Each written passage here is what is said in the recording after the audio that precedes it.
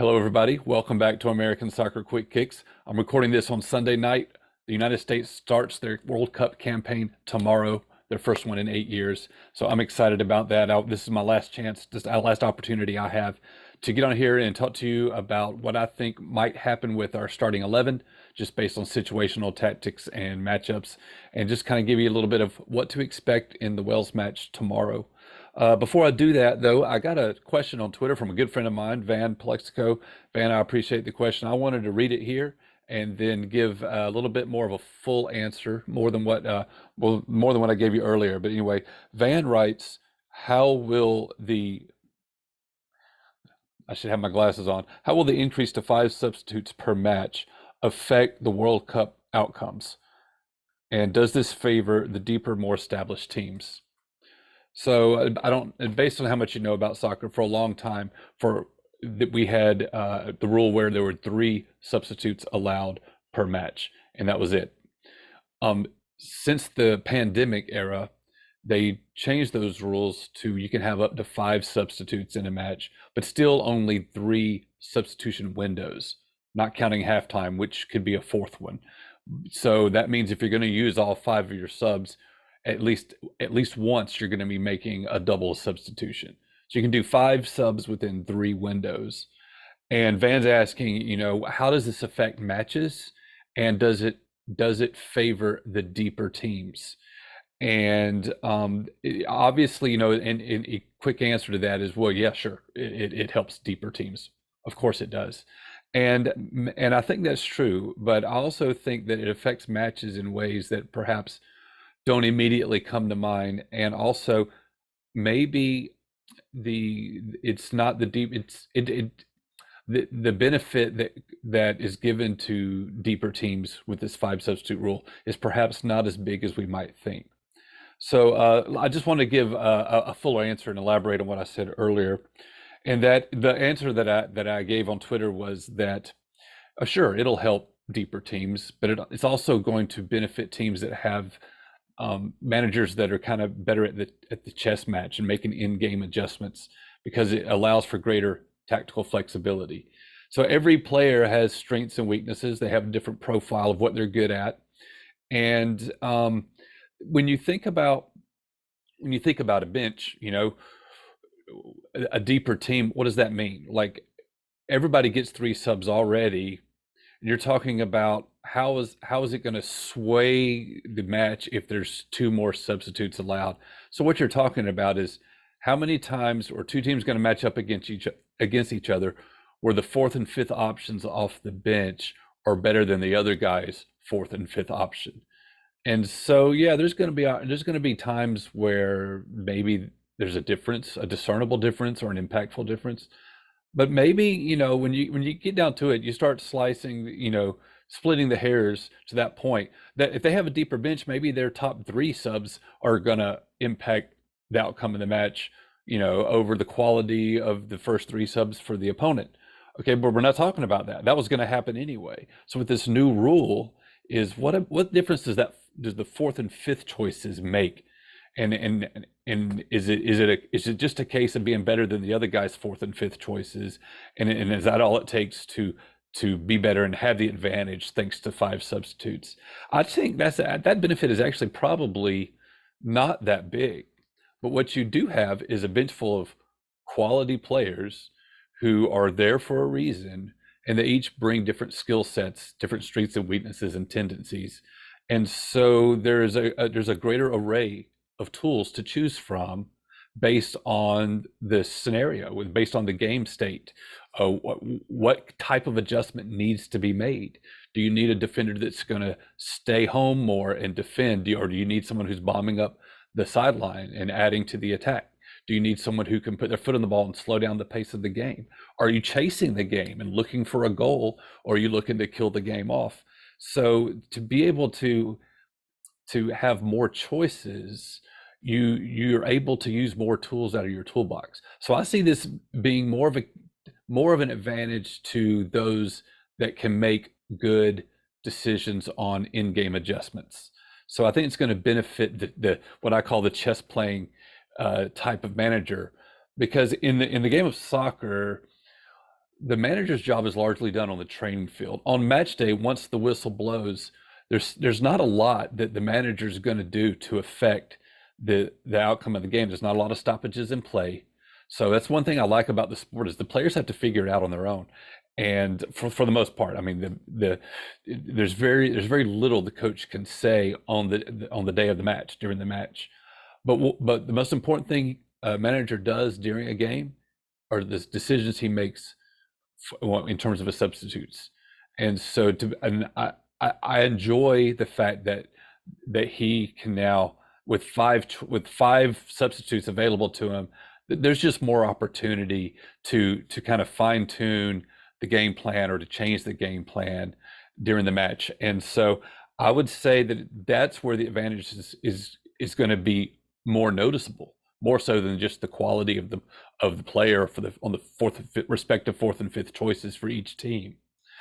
The other way that this occurred to me late this afternoon, but another way that having five substitutes changes how matches are played is that you can afford to give a smaller amount of minutes to injured players, right? So if you've got somebody who's not 90 minutes fit, then it, then typically, if it's someone that's important to you, you might hope to get 45 minutes out of them or 60 minutes out of them. And usually if they're not good for at least 60, then you're probably not even going to use them. You're not even going to dress them up. You're going to give somebody else that spot on the bench that day. But knowing that you have these extra substitutes available to you, you can now afford to give a smaller amount of minutes. Like if you got a superstar that's hurt, but he's got 30 minutes in him, well, now you can do that, because you have more subs available to you. So I think that's beneficial. And it's also good for the game, right? If you got marketable stars that have a knock and can't play the whole game, if having five subs means the manager's willing to give them a few minutes in the game, hoping for some magic, then that's good. It's good for the fans, right? It's good for the marketing of the sport and all that kind of stuff. So I think you can see minutes given to injured players because they don't have to be even 45 minutes fit. And the reason that occurred to me is because the United States has a couple of players that would typically be shoe-ins for the starting 11 that are coming off injuries and have actually been doing a little bit of fitness training separate from the team in Qatar. And so, it makes me wonder, are these guys even available to start? Are they going to play? But then it occurred to me, they don't need to be able to go 90 or even 60 when you have five substitutes available. Get what you can out of them and make the sub when you need to. And for the United States, those two players that I'm thinking of are Weston McKennie and Serginho Dest. I'll talk a little bit about what they might bring to the starting lineup or if I think they're going to start.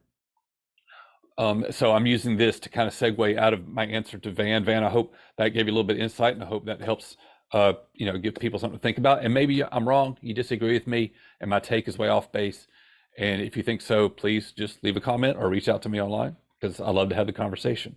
But I'm going to segue into what we can expect in the Wales match because we do have a couple of players with knocks on them. So the first thing you got to remember is that we're kind of Wales and the United States are kind of the middle two in this group of four, right? Like I said before, we're going to be looking at each other like only one of us is advancing. Who's it going to be? And here we are in our head-to-head in the very first match of the tournament. So whoever gets the points out of this match has a huge advantage over the other one and has a much greater percentage chance of advancing out of the group. So there's a lot on the line with this very first game. So considering that, I expect mostly a conservative match, at least for as long as it remains scoreless, because no one wants to make a mistake. No one wants to give it up. I think it's going to be fairly tightly played. I think it's going to take a long time for the match to open up, and we'll see what happens. Wales is going to play in a low block, which means they're going to not try to have the ball. They want the United States to have the ball. This can be an effective tactic or strategy in this sport. You don't have to have majority of possession, based on your players, your talent pool, your skill set, or how you match up with your opponent. A legitimate and valid choice to make is to say we're going to play defensive. We're gonna let them have the ball, and then we're going to look to pounce on loose passes for quick counterattacks. Because what happens is when you're playing that kind of soccer, your opponent is coming up the field and they're leaving tons of space behind them. Typically, there's an entire half of the field with nobody in it. And so what you want to do is you want to be able to absorb the attack, which means, and you can absorb that by having all of your players back, and you look for the opportunities for the big ball over the top and to get into open space. And that's what Wales is going to look to do. And they play with five in the back, five defenders along the back line. And the United States recently played an opponent, Morocco, I believe it was, who's also at the World Cup, and they played with a back line of five. And there was an approach that the United States took in that game that we might see them also do against Wales. And that is basically trying to draw defenders out. Because this is the challenge for anybody who's facing an opponent who doesn't want the ball and is playing in what's called a low block, is you now have to find a way to break down that defense. And it's very, very difficult to do. The United States could have the ball for 65% of this match and not have any quality chances on the goal, because it's so hard to crack a defense like that. The one thing they try to do against Morocco is just create space by running players, you know, by having players vacate their area, their space on the field, in hopes of drawing a defender with them, and then having a player from somewhere else try to run into that vacated space. So, for example, the center forward, instead of staying up top near the goal and in the box, may drop further down the field into midfield, hoping to draw a center back with them, and then a winger may come in and take that space. And then if that winger gets in that space, like Christian Pulisic now comes across into the middle of the field, maybe he's drawing a defender with him, and that opens up a space for our fullbacks. Both of our fullbacks enjoy bombing up the field, and so you just have that rotation going on, that type of flow and that type of action going on. And it can create, the idea is you can draw their defenders out by running off the ball, running without the ball, getting defenders to follow you, creating space for your teammate to run into. That's essentially what it comes down to. Took a long way to say that, but that's what it comes down to. And the United States may try to strike quick. You know, they may try the same pattern they tried against Morocco, and they may try to see if they can get an opportunity like that very early in the game. And so they might go for a quick strike. I can see that happening. But then if that doesn't work, I think this game could very quickly settle into a very tight defensive conservative game where the United States does have the majority of the ball, but no one's looking to, no one wants to be the one to give up the first goal. And so the danger that we have, and by the way, this could be a very effective strategy that Wales uses against the United States.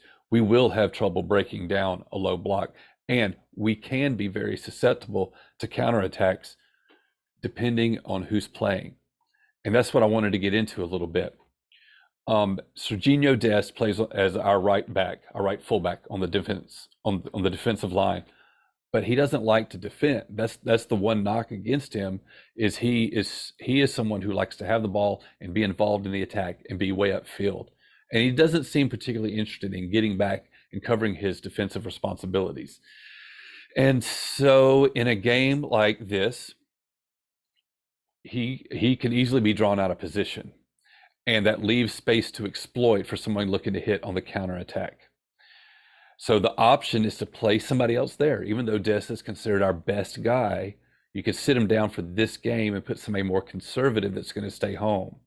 That could be a Joe Scally, plays in the Bundesliga. It could be Shaq Ward that plays in MLS. It's a more conservative approach. It has one less person involved in the attack, but it's also going to help us snuff out counterattacks if that's the way we choose to go. So, and the other question is that I mentioned earlier in another video, was who plays at center back partnered with Walker Zimmerman. Your choices seem to be either Tim Ream, who's older and slower, but more effective and experienced in the Premier League, and he's playing his club position here with the national team as that left-sided center back. He has his club teammate in the same position to his left, Anthony Robinson.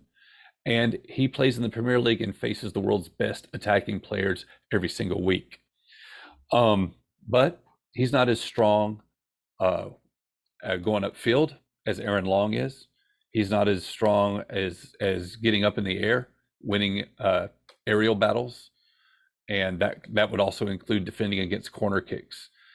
And so the question is, do you take somebody who's playing the Premier League every day and facing these top guys, or do you take someone who's got a bigger physical presence and that may be required for this particular matchup? So the question is this: how conservative versus how aggressive does Berhalter want to be? This is a chance of where we're going to have the ball. So do we put our best attacking players on the field and just go for it? And not take our foot off the gas and just go for that goal, go for that goal, go for that goal? Or does he take a conservative approach and say, we cannot afford to lose this match? We have to be aware of the counterattack, because that's going to affect who he plays, I think. And I don't know what he's going to choose to do. I would like to think that in this case, maybe you don't start Dest because we don't want to give up, because he could give up a counterattack more easily than one of the other options could at that position. And here's the twist: Dest has been hurt. Dest has been trying to recover from an injury. He's the one who's been training separately from the rest of the team.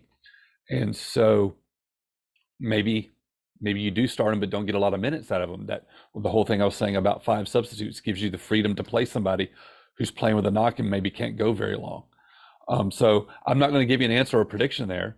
I'm just saying that the decision of who to start at right back will be predicated upon how aggressive of a posture do we want to take in this game. I personally would err on the side of being conservative, and I'd be nervous of giving up a goal. I'd want to have somebody staying back and helping with the defense. But that might not be the approach Berhalter takes, so we'll have to wait and see. I think, as I predicted before in another video, I think Aaron Long does start in this match at center back for the reasons I just alluded to. He's taller, he's bigger. Wales, their big star is Gareth Bale. Gareth Bale is a very large human. He's very tall. He's good in the air. And he's been playing for Los Angeles in Major League Soccer, and he hasn't been very fit and didn't get a lot of minutes. But he loves playing for Wales, perhaps more so than playing for any club team. He gets up for his national team games.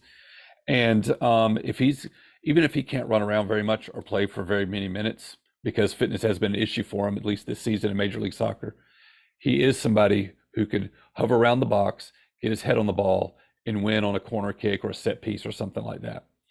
And so who do we have that can match up with Gareth Bale on aerial battles? Well, we have Walker Zimmerman, and then that's it. And if we want to have help in the box on corner kicks and set pieces, Aaron Long is going to be a better option than Tim Ream when it comes to that. I think Tim Ream is the starter, kind of the default starter, but I think just situationally, it just happens to work out. But in this very first match, it might lean more toward Aaron Long's strengths. Like I was saying before, if we're going to have the ball and we're going to be aggressive and moving up the field, that's more of Aaron Long's game, where Tim Ream's going to be somebody who sits back and stays put a little bit more. And I don't think you need both Tim Ream and a conservative right back, whether that's Scally or Moore. Okay, I think if you have Long, you can afford to have Dest, who's going to be bombing forward. If you're not going to play Dest and you're going to have somebody who stays back a little bit more, then you don't need to also have Ream staying back. That's when you can play Long. So I think if it were me, I would start Aaron Long at center back, and I would play Joe Scally at right back. But then there's the other side of the philosophy is you got to win the game. You put your best players on the field. If Serginho Dest is your best right back, you play him. Even if he's going to leave some space open behind him, you play him because he's your best guy. So, I'm not giving you answers or opinions. I'm just saying that I am saying that the starting lineup decisions for these positions will be based on how aggressive of a posture versus how conservative of a posture Berhalter wants to have. We'll just have to tune in and see what which way he decides to go. I can say this, and I'll kind of wrap it up. I feel like this is going a little too long, but who do you start at center forward? It seems to be it's going to be down to either Jesus Ferreira or Josh Sargent, who plays in the Premier League, and Ferreira plays in Major League Soccer. What I was saying earlier about when the United States plays a team with 5 men in the back, and they're in a low block and it's hard to break them down, we are looking to make runs off the ball to kind of force defenders to make decisions of when do they pick up a runner and go with them, when do they stay home, and what we're so the kind of just imagine like a wheel route in football. Maybe the forward drops down in the midfield, that leaves space for the winger to run into the middle, and then that leaves room outside for the fullback to come up and join the attack. And that kind of movement is designed to kind of draw defenders out of position. And I think if that's what we're going to do against Wales, that approach favors Jesus Ferreira. Ferreira loves to drop very deep down into midfield to get involved in the buildup. And there are times of Dallas he looks more like a midfielder than a forward. So I think if we're going to take that approach and trying to break down the low block, then I think this is a game that that favors Ferreira. Now I've seen professionals that do this for a living giving their predictions today, and most of them have Josh Sargent. So maybe I'm an idiot. I don't know what I'm talking about.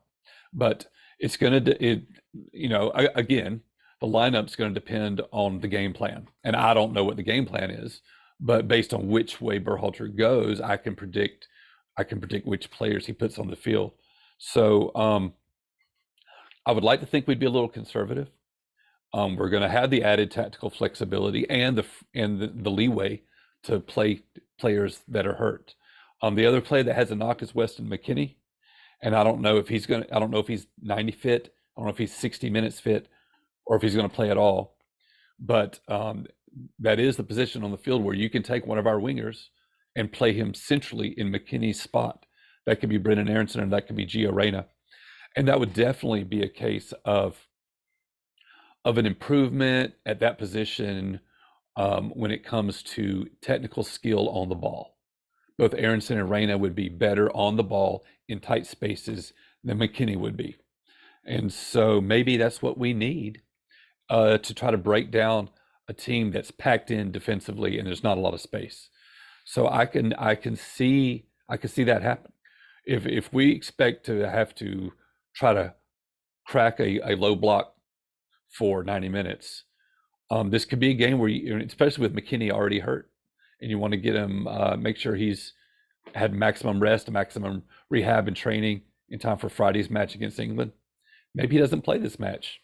Maybe it's Aronson or Reyna in the middle, and we add another skilled player there in the mix in that critical part of the field. So if I had to predict, I would say that we're going to have Serginho Dest on the right and Aaron Long at center back. I predict Jesus Ferreira at forward. And I'm just going to go ahead and say either Aronson or Reyna in place of McKennie in a midfield position. So we'll see what happens. Reyna may very well be my favorite player on the team, but I love it when he comes off the bench, like with 30 minutes left in the match. I'm sure he doesn't like it, but every time I've seen him do that, the energy he injects into a match as soon as he comes in is incredible.